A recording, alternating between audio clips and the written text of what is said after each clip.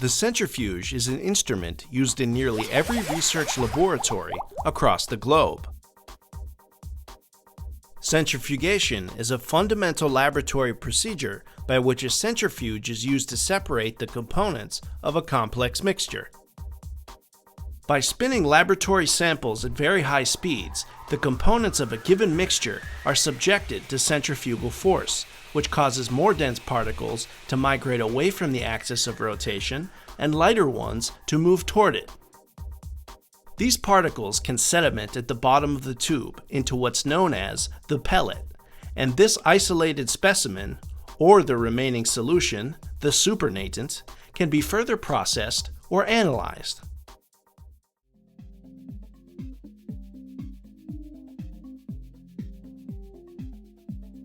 The principal component of a centrifuge is the rotor, which is the moving part that spins at high speeds. Rotors can be fixed in position, or a centrifuge can use multiple rotors fixed atop a part called the spindle. Usually, the centrifuge rotor will have a lid that is screwed down tightly to prevent samples from flying out. Many centrifuges will have a refrigeration unit that allows the internal temperature to be controlled during the spin.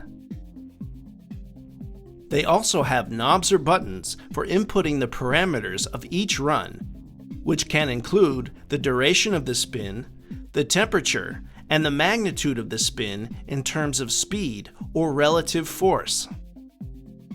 Spin speed is measured as RPM, or revolutions per minute. RPM is a tricky value because it's not the speed of the centrifuge that causes particles to separate from a mixture, but the force acting on these particles. The force acting on a particle is related to the radius of the centrifuge rotor, and since different centrifuges have different rotor sizes, different forces can be applied at the same speed or RPM. Centrifugation strength can also be quantified as relative centrifugal force, or RCF. RCF is generally presented as a multiple of Earth's gravitational acceleration. RCF is expressed as the product of the radius of the rotor and the square of the angular velocity divided by Earth's gravitational acceleration. RCF can be related to RPM by the following equation, where R stands for the radius of the centrifuge, measured in centimeters. Using this equation can mean the difference between a failed or successful experiment, but you don't have to apply this calculation for every new procedure. Centrifuges often come with nomograms that can help convert RCF to RPM quite easily. Use a ruler to connect the radius of the centrifuge and a given RPM value in order to obtain RCF.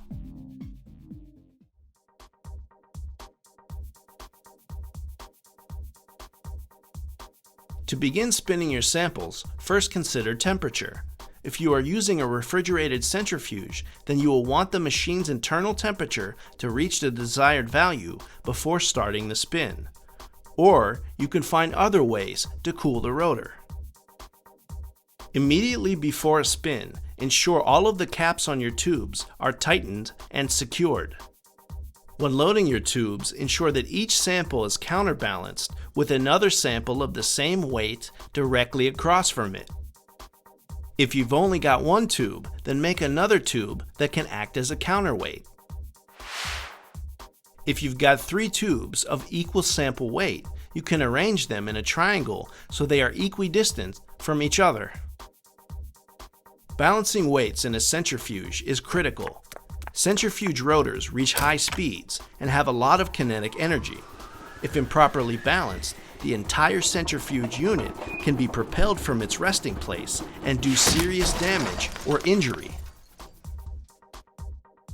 Once you confirm that the rotor and lid are secure, start the centrifuge and hang around until it's reached its desired speed. If you notice a problem, call an experienced member of the lab to come and help you. When your centrifugation is complete, you should be able to see your specimen at the bottom of the tube in a pellet, which is separated from the rest of the solution, or supernatant.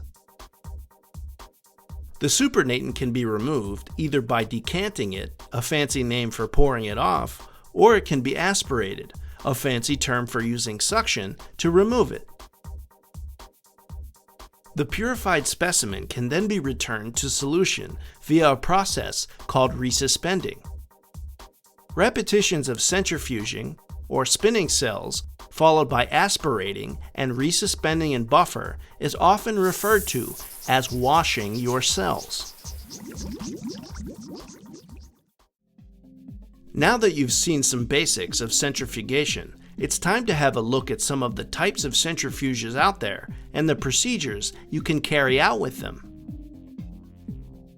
Fixed angle rotor centrifuges are probably the most common type of this instrument that you'll encounter in the lab. Many tabletop centrifuges fit into this category. These centrifuges, in which tubes sit at a fixed angle, are used in differential centrifugation protocols. In these procedures, a series of centrifugations at different speeds can be used to purify biological specimens like animal cells.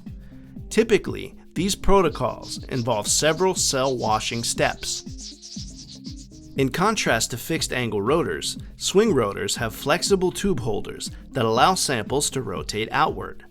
These rotors are beneficial in applications like density gradient centrifugation, where biological samples migrate to distinct layers of gradient media. This type of centrifugation is useful for quickly isolating one cell type from another, or for isolating individual cell organelles. Lastly, the ultracentrifuge is the big brother of all the centrifuges you'll find in the lab. It can spin at an excess of 70,000 RPM, which makes it well suited for the isolation of small particles like DNA or viruses. Because of the high speeds of this centrifuge, extra care should be taken to ensure that loads are properly balanced and that both the rotor and lid are secure. You've just watched Joel's introduction to centrifugation. In this video, we reviewed what a centrifuge is and how it works, how to operate and run a centrifuge, some safety precautions, and different applications of your centrifugation. Thanks for watching, and remember to balance your tubes.